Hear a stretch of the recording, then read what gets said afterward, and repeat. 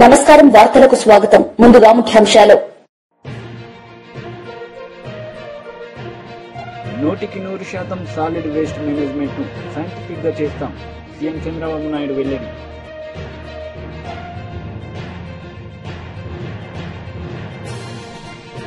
మాజీ మంత్రి Harish Rao press meet. CM Revanth రెడ్డిపై ఫైర్.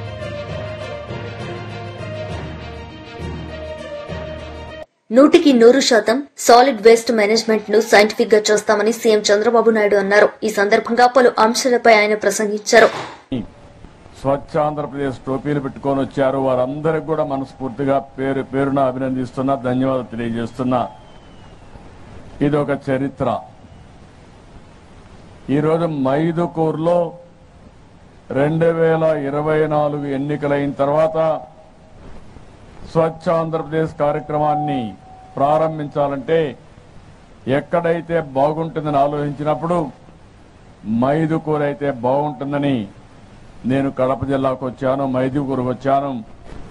ఈరోజు ఒక చరిత్రకు శ్రీకారం చుట్టిన రోజని చెప్పి మరొకసారి మీ అందరికీ విజ్ఞప్తి చేస్తున్నా. ఇక్కడుండే వాళ్లే కాదు, రాష్ట్రం మొత్తం ఎవరైతే ఉన్నారో వారందరూ కూడా అభినందనలు తెలియజేస్తున్నాం. స్వచ్ఛాంధ్ర సామాజిక సేవా కార్యక్రమానికి మనం అందరం కూడా కంకణం కట్టుకొని పనిచేయాల్సిన అవసరం ఉంది. మహాత్మా గాంధీ స్వాతంత్రం కోసం పోరాడారు. అప్పట్లోనే ఒక పరిశుభ్రమైన వాతావరణంతో మన దేశం ఉండాలని కలలు కన్నారు. అందుకే అక్టోబర్ 2వ తారీఖున మనందరం కూడా స్వచ్ఛ భారత్ రోజుగా ఆ రోజున మనం జరుపుకునే పరిస్థితికి వచ్చాం. 2014లో అక్టోబర్ 2వ తారీఖున నరేంద్ర మోడీ గారి నాయకత్వంలో స్వచ్ఛ భారత్ కార్యక్రమాన్ని చేపట్టారు. దేశాన్ని మొత్తం ఒక స్వచ్ఛత వైపు అడుగులు వేయాలని దాన్నే ఒక స్ఫూర్తిగా తీసుకొని ముందుకు పోయారు. నేనైతే మీకు అందరికీ జ్ఞాపకం ఉంటుంది, 95-96లో ముఖ్యమంత్రి అయినప్పుడు శ్రీకారం చుట్టాం. ఇప్పుడే కాదు, అప్పుడే శ్రీకారం చుట్టాం. ఆ తర్వాత మీరు ఒకసారి చూస్తే నరేంద్ర మోడీ గారు పిలిపించినప్పుడు ఇందులో ముఖ్యంగా పారిశుద్ధ్య సాధన, పరిసరాల పరిశుభ్రత, బహిరంగ మల విసర్జనకు ముగింపు పలకడం, ఇలాంటి ఒక మంచి కార్యక్రమానికి శ్రీకారం. ఈరోజు రాష్ట్రంలో గాని దేశంలో చూస్తే బ్రిటిష్ వాళ్ళు పోయారే గాని మన దేశాన్ని అన్ని రంగాలలో అభివృద్ధి చేసుకోవాలని ఒక సంకల్పంతో ఈరోజు మనం ముందుకు పోయే సందర్భంలో ఇంకా మన యొక్క ప్రాంతాల్లో మన మున్సిపాలిటీ కానీ ఎక్కడున్నా కానీ ఇంకా ఒక స్వచ్ఛతకు మనం ముందుగా పోలేకపోయాం. ఈరోజు మీరు చూస్తే జపాన్కి వెళితే ఎవ్వరు కూడా ఒక కాగితం రోడ్డు మీద వేయరు. ఎక్కడన్నా రోడ్డు మీద ఒక కాగితం కనపడిస్తే ఆ కాగితాన్ని తీసుకుని పర్సులో పెట్టుకొని జోబులో పెట్టుకొని ఇంటికి పోయి డస్ట్బిన్లో వేస్తారు. మనం మాత్రం ఇంట్లో ఉండే చెత్తంతా ఊడ్చి రోడ్డు మీద వేస్తాం, మీ ఇంటి ముందరనే. ఇది ఒక అలవాటు అయిపోయింది. ఇంకో పక్కన మీరు చూస్తే నాకు ఇవన్నీ కూడా చాలాసార్లు చూశాను. ఒక రాజకీయ నాయకుడిగా నేను పాదయాత్రలు చేశాను.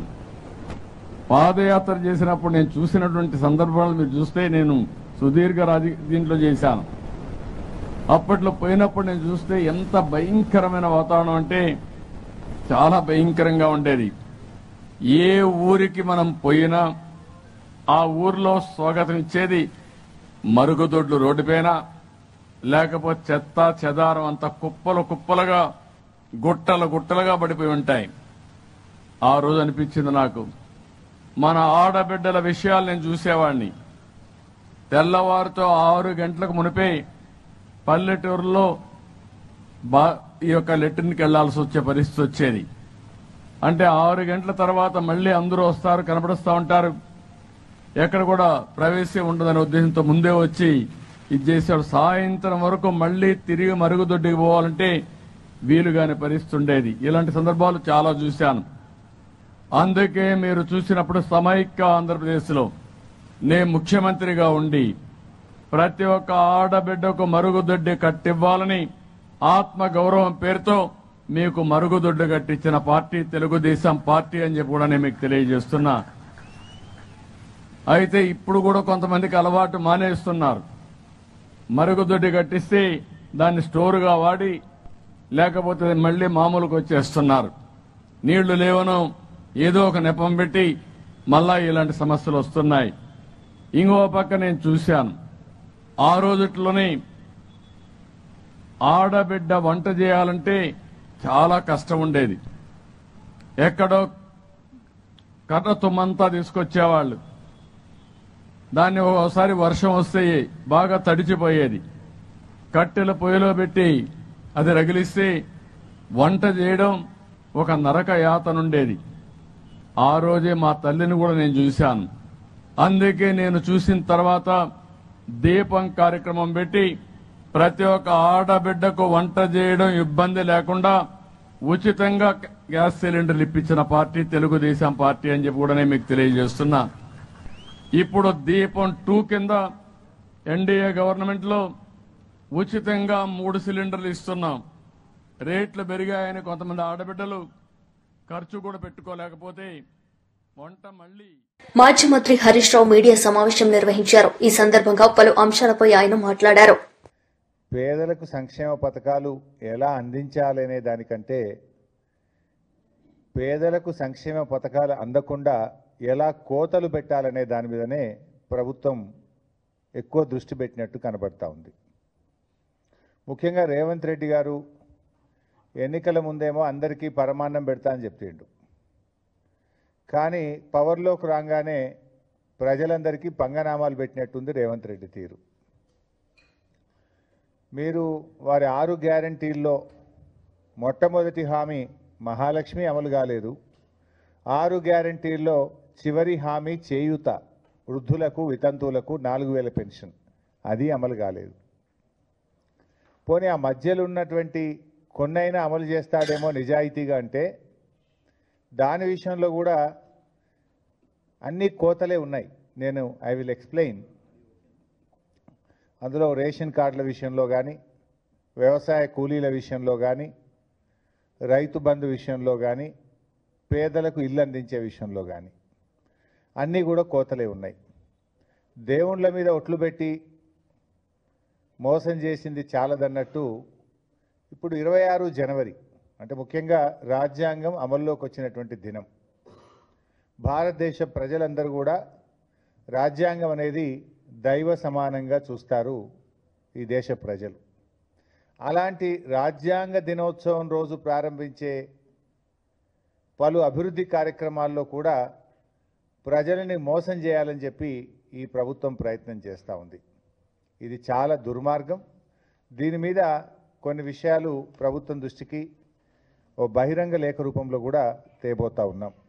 ముఖ్యంగా రేషన్ కార్డుల విషయంలో రేవంత్ రెడ్డి గారికి ఒక ఓపెన్ లెటర్ కూడా నేను రాస్తా ఉన్నా. I'm releasing this open letter on ration cards. ఈ రేషన్ కార్డ్స్ విషయంలో ఇవాళ రాష్ట్రంలో అన్ని గ్రామాల్లో కూడా ఆందోళన జరుగుతూ ఉన్నాయి. ప్రజలు తీవ్రమైనటువంటి ఆవేశాలను సర్వేకి వచ్చిన అధికారుల మీద వెలుబుచ్చుతూ ఉన్నారు. పాపం రేవంత్ రెడ్డిది, శాపం అధికారులది అయిపోయింది. ఇప్పుడు ఏమైంది? రేషన్ కార్డుల సెలక్షన్ ఎక్కడ జరగాలి? గ్రామాల్లో జరగాలి. వీళ్ళు గ్రామాల్లో అసలు ఎవరు అర్హులు అనేటువంటిది చూడకుండా మొన్న కులగణన సర్వేను బేస్ చేసుకొని కులగణన సర్వేలో ఎవరైతే రేషన్ కార్డు లేదని చెప్పారో ఆ లిస్టును మాత్రమే వీళ్ళు ప్రింటౌట్ తీసి గ్రామాలకు పంపినారు. అంతకుముందు ప్రజలు ఆన్లైన్లో మీ సేవల ద్వారా అప్లై చేసుకున్నారు. రాష్ట్ర వ్యాప్తంగా కొన్ని లక్షల మంది ప్రజలు ఆన్లైన్లో మీ సేవలో రేషన్ కార్డు కావాలని అప్లై చేసుకున్నారు. దాన్ని పరిశీలించడం లేదు. గతంలో ప్రజాపాలన దినోత్సవాలనే పేరిట ప్రజల నుంచి దరఖాస్తులు తీసుకున్నది కాంగ్రెస్ ప్రభుత్వం. అప్పుడు కూడా రేషన్ కార్డులు కావాలని దాదాపు 11 లక్షల మంది ప్రజలు ఈ రాష్ట్రంలో రేషన్ కార్డుల కోసం దరఖాస్తులు పెట్టారు. ఆ దరఖాస్తులన్నీ చెత్తబుట్టల పాలు చేసిండ్రు. కనీసం ఆన్లైన్ కూడా చేయలేదు. ప్రజాపాలనలో 11 లక్షల దరఖాస్తులు రేషన్ కార్డుల కోసం వస్తే కట్టలు గట్టి అటకెక్కిచ్చిండ్రు లేదా చెత్తబుట్టల పాలు చేసిండ్రు. ప్రజాపాలనలో పెట్టిన దరఖాస్తులను ఎందుకు పరిశీలించడం లేదు అని బీఆర్ఎస్ ప్రశ్నిస్తుంది. ఆన్లైన్లో మీ సేవలో అప్లై చేసుకున్న దరఖాస్తులను ఎందుకు ఈ ప్రభుత్వం పరిశీలించడం లేదు అని బీఆర్ఎస్ ప్రశ్నిస్తుంది. మీరు కేవలం కుటుంబ సర్వేలో రేషన్ కార్డు లేదన్న దరఖాస్తులను మాత్రమే మీరు పంపించారు. ఆ రోజు కుటుంబ సర్వే చేసేటప్పుడు రేషన్ కార్డుతో ముడిపెట్టారా? ఆ రోజు కులగణన సర్వే మీరు చేసేటప్పుడు ఇది ఆప్షనల్, బలవంతం లేదు. ఇష్టం ఉన్న వాళ్ళు మాత్రమే సర్వేలో పాల్గొనవచ్చును. మీకు నచ్చిన సమాచారం మాత్రమే ఇవ్వండి. అన్ని ప్రశ్నలకు సమాధానం ఇవ్వడం ఇవ్వకపోవడం మీ ఇష్టం. మీకు నచ్చిన సమాచారం మాత్రమే ఇవ్వండి అని ఆ రోజు ప్రభుత్వం చెప్పింది. మరి ఆ రోజు కులగణన సర్వేలో కొంతమంది పాల్గొనలేదు, కొంతమంది రేషన్ కార్డు ప్రస్తావన చేయలేదు. ఇవాళ దాంట్లో మీరు లేరని చెప్పి కోతలు పెట్టడం ఎంతవరకు సమంజసం? కులగణన సర్వేకు రేషన్ కార్డుకు ముడిపెట్టడం ఎందుకు అంటున్నా నేను. ప్రజాపాలనలో ఇచ్చిన దరఖాస్తులు ఎక్కడ పోయినాయి? ఆన్లైన్లో మీ సేవలు అప్లై చేసిన దరఖాస్తులు అలాగే ఉన్నాయి కదా. ఉదాహరణకు నా దగ్గర నా నియోజకవర్గం నంగనూరు మండలం గట్లమల్యాల గ్రామంలో ప్రజాపాలనలో 110 మంది దరఖాస్తులు పెట్టారు. ఇవాళ ఆ ఊరికి 40 మంది మాత్రమే లిస్టు అధికారులకు వచ్చింది. అధికారులను అడిగితే మాకు ఏం తెలియదు సార్, ఇది ప్రజాపాలన దరఖాస్తులు కావు, ఇవి ఆన్లైన్ దరఖాస్తులు కావు, హైదరాబాద్కి వెళ్ళి మాకు ఈ పేర్లు ఇచ్చిన 40, వీళ్ళు అర్హులా కాదపై కింద చెక్ చేయమన్నారు అంటున్నారు. మరి ఆ 110 మంది ఏం కావాలి అంటే ఈ రకంగా ఇలా రాష్ట్రం అంతా కూడా ప్రజలు తీవ్రమైనటువంటి ఆందోళనలో ఉన్నారు. ఇదే కాంగ్రెస్ పార్టీ ఏం చేసింది? రేషన్ కార్డుల విషయంలో మా ప్రభుత్వం మీద చాలా బురద జల్లే ప్రయత్నం చేశారు. నిజంగా చెప్పాలంటే బీఆర్ఎస్ ప్రభుత్వం వచ్చిన తర్వాత 2024 ఎన్డీఆర్ఎఫ్ రిపోర్టుపై director general Piyush Anand press meet నిర్వహించారు. ఈ సందర్భంగా ఆయన మాట్లాడారు. Out of 10 paramilitary force, we had got more than around 5 top ranked in that. So we have done extremely well in that also. Vaccination drive is a target for all of us as a citizen also, and which is also doing it. So our battalions are extensively engaged in that. Millet, government of India has been focusing on millet because that was a rural traditional food which has been displaced by the modern agricultural practice and which has got of health benefits. So we have increased the intake within the organization also. Apart from that, beekeeping culture is also being introduced in India. So while doing these disaster operations, we risk our life also. And evidence is that we have lost some lives, those who are engaged in different type of disasters. So we also remember them during such time that they have been very brave heart while handling disaster, and this is a time to remember them also. Thank you so much.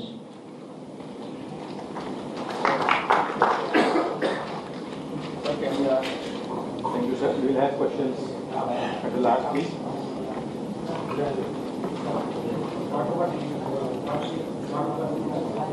1995, a small initiative was National Center for Disaster Management was created in the Ministry of Agriculture.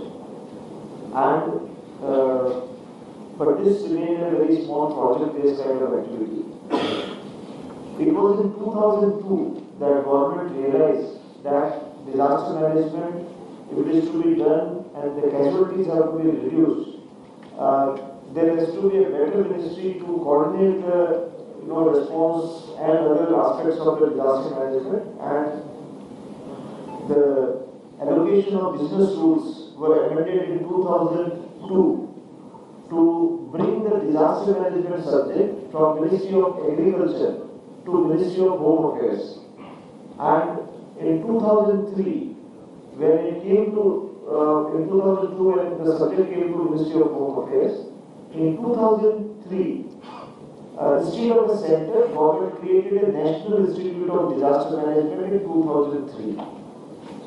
And 2005 Act further gave statutory duties to the institute, and it got the backing of a Act of Parliament in 2005, which was notified as a statutory operation in 2006. The institute later on gradually we built our campus in Delhi, main campus, and 2014 Andhra Pradesh Reorganization Act. There was a commitment by Government of India to create a మాజీ మంత్రి Gudivada Amarnath media సమావేశం నిర్వహించారు. ఈ సందర్భంగా ఆయన మాట్లాడారు. పోరాటం చేస్తున్నటువంటి కార్మిక సంఘాలకి అండగా నిలబడింది. అన్ని రకాలుగా కూడా ప్లాంట్లో పనిచేస్తున్నటువంటి కార్మికులకి ప్లాంట్ని కాపాడేటువంటి బాధ్యత ఆ రోజు ప్రభుత్వంలో ఉన్నటువంటి జగన్మోహన్ రెడ్డి గారు ముఖ్యమంత్రిగా తీసుకున్నటువంటి సందర్భాన్ని కూడా ఈ సందర్భంగా మీ ద్వారా ప్రజలకు తెలియజేస్తా ఉన్నాం. ఇది మేం చెప్పినటువంటి మాట కాదు. నిన్న కేంద్ర మంత్రి కుమారస్వామి గారు వారు ఇచ్చినటువంటి ప్రెస్ బ్రీఫింగ్లో 2018, 19, 2021, 22, 2021 2 సంవత్సరాలు కూడా స్టీల్ ప్లాంట్ లాభాల్లోకి వచ్చింది. 930 కోట్ల రూపాయలు 2020-21 సంవత్సరంలో లాభాలు ఆర్జించింది విశాఖపట్నం స్టీల్ ప్లాంట్. 2021 జనవరి 21వ తారీఖున దీన్ని ప్రైవేటైజ్ చేయాలని చెప్పి ఆ రోజు ప్రభుత్వం నిర్ణయం తీసుకుంది. తీసుకున్నటువంటి నిర్ణయాన్ని ఏదైతే స్టీల్ ప్లాంట్కి సంబంధించినటువంటి డిస్ఇన్వెస్ట్మెంట్ కోసం తీసుకున్నటువంటి నిర్ణయాన్ని అప్పుడున్నటువంటి ప్రభుత్వం తీవ్రంగా వ్యతిరేకించింది. వ్యతిరేకించి అదే సంవత్సరం మార్చిలో జరిగినటువంటి శాసనసభ సమావేశాల్లో ఎట్టి పరిస్థితుల్లో విశాఖపట్నం స్టీల్ ప్లాంట్ ప్రైవేటైజ్ చేయడానికి వీల్లేదు అని చెప్పి శాసనసభ కూడా ఒక తీర్మానం చేసి పంపించింది అనేటువంటి విషయాన్ని కూడా వారు మాట్లాడినప్పుడు చెప్పడం జరిగింది. మీరు అందరూ కూడా చూస్తున్నారు.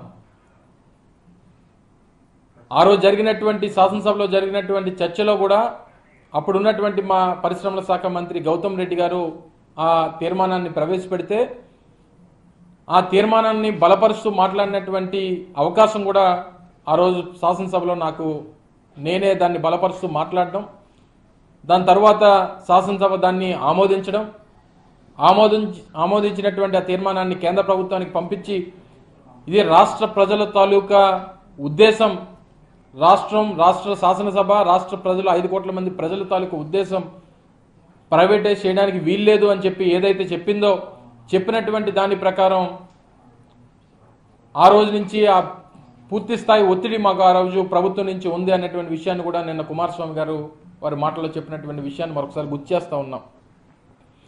అయితే ఇంతమంది ప్రాణత్యాగాలతో స్టీల్ ప్లాంట్ని ఆ రోజు ఏర్పాటు చేసుకున్నప్పుడు జరిగినటువంటి పోరాటంలో చేసినటువంటి ప్రాణత్యాగాలు, ఈ ప్రాంత ప్రజల తాలూకా సెంటిమెంటు, ఇంత పెద్ద ఎత్తున జరుగుతున్నటువంటి ఈ పోరాటంలో ఏదైతే ప్లాంట్ కార్మికులు కానీ లేదా ఈ ప్రాంత ప్రజలు కానీ అందరూ ఏదైతే కోరుకున్నారో, ఏదైతే ఆశించారో 7.2 మిలియన్ టన్ కెపాసిటీ ఉన్నటువంటి ప్లాంట్ ఈరోజు కేవలం 4.1, 4.2 మిలియన్ టన్ కెపాసిటీతో ఈరోజు పనిచేస్తూ ఉంది. 20,000 మంది కార్మికులు ఉండాల్సినటువంటి కెపాసిటీ ఈరోజు కేవలం 12,000, 11,000తో నడుస్తూ ఉంది. ఒక పక్క 11,440 కోట్లు. వైసీపీ లీడర్ టీజీఆర్ సుధాకర్ బాబు మీడియా సమావేశం నిర్వహించారు. ఈ సందర్భంగా ఆయన మాట్లాడారు. కాకుండా రాష్ట్ర ప్రభుత్వం ఆనాడు జగన్మోహన్ రెడ్డి గారి యొక్క హయాంలో ఎంతో సక్రమంగా జరిగింది. అదే కాకుండా ఏఎంఆర్డీఏ ల్యాండ్ 1074.18 ఎకరాలు, దాని విలువ 966.76 కోట్లు. టిడ్కో హౌసెస్ కు సంబంధించిన భూములు 2,550.96, దానికైన ఖర్చు 2,295.86 కోట్లు. అలాగే పొజిషన్ సర్టిఫికెట్లు కూడా ఇవ్వగలిగాం మా ప్రభుత్వంలో. ఆనాడు 9,800 మందికి పొజిషన్ సర్టిఫికెట్లు ఇచ్చాం. ఈ మొత్తం కలిపితే 71,811.49 ఎకరాల భూమిని రాష్ట్రంలోని పేదవాళ్ళకి ఇస్తే దానికైన ఖర్చు 56,102.91 కోట్ల రూపాయల విలువ చేసే ధనాన్ని పేదవాళ్ల కోసం రాష్ట్ర ప్రభుత్వం వెచ్చించింది. ఇది భారతదేశ రాజకీయ చరిత్రనే కాదు, ఈ భూమండలంలో ప్రపంచంలో ఏ రాజకీయ పార్టీలు కూడా ఇంత పెద్ద ఎత్తున భూ పంపిణీ చేసిన కార్యక్రమం లేదు. ఆనాడు వైఎస్ఆర్ గారు ఎస్సీ ఎస్టీలకు 3 లక్షల ఎకరాల భూమిని, సాగు భూమిని ఆ రోజున పంచిపెట్టిన చరిత్ర వారి తండ్రి గారైన రాజశేఖర రెడ్డి గారిది. అయితే ఈ రోజున మళ్లీ తిరిగి ఆ తండ్రి గారి యొక్క చరిత్రను మళ్లీ తిరిగి రాసిన వాడు జగన్మోహన్ రెడ్డి గారు. ఈ రోజున 31 లక్షల మందికి ఇళ్ల పట్టాలు ఇచ్చారు. వాటిలో మళ్లీ ఇవ్వటమే కాదు, ఇళ్లు కట్టించే కార్యక్రమం కూడా పెద్ద ఎత్తున జరిగింది. అదొక మహాయజ్ఞంలాగా చేశాడు.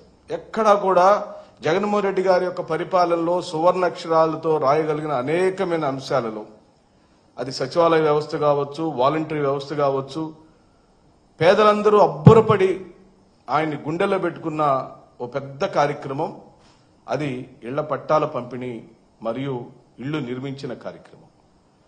దాన్ని ఈ రోజున ఓర్చుకోలేని చంద్రబాబు నాయుడు గారు, వారి ప్రభుత్వం, వారు సొంతగా భూమి కొని ఎక్కడైనా ఇస్తే నిజంగానే ఆశపడేవాళ్ళు. నిజంగానే మనం అప్రిషియేట్ చేయాలి. చంద్రబాబు నాయుడు గారు కూడా జగన్మోహన్ రెడ్డి గారు చేసిన పనిని కొనసాగిస్తున్నాడని, లేదా అర్హులైన వాళ్ళ యొక్క సంఖ్య మళ్లీ కొత్తగా వచ్చిందని, వాళ్లకు తిరిగి పంపిణీ చేసేదానికి ప్రభుత్వమే మళ్లీ భూమిని కొంటుంది, సేకరిస్తుంది అని మనలాంటి వాళ్ళు నిజంగానే ఆనందపడేవాళ్ళు. కానీ ఇప్పటికే పంపిణీ చేయబడి ఇప్పటికే లబ్ధిదారుడుగా గుర్తించబడిన వ్యక్తిని వైఎస్ఆర్ కాంగ్రెస్ పార్టీ హయాంలో ఇళ్ల పట్టాల యొక్క లబ్ధిదారులు ఎంపిక చేసేటప్పుడు ఎక్కడ కూడా రాజకీయ ఇన్వాల్వ్మెంట్ లేదు.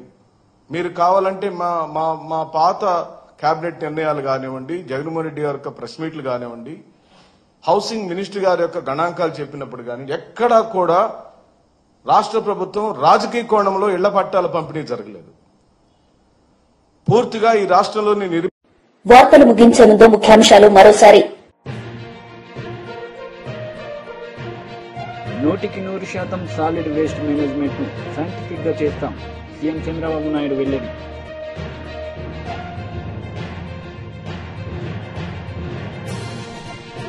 మాజీ మంత్రి Harish Rao press meet, CM Revanth రెడ్డిపై ఫైర్.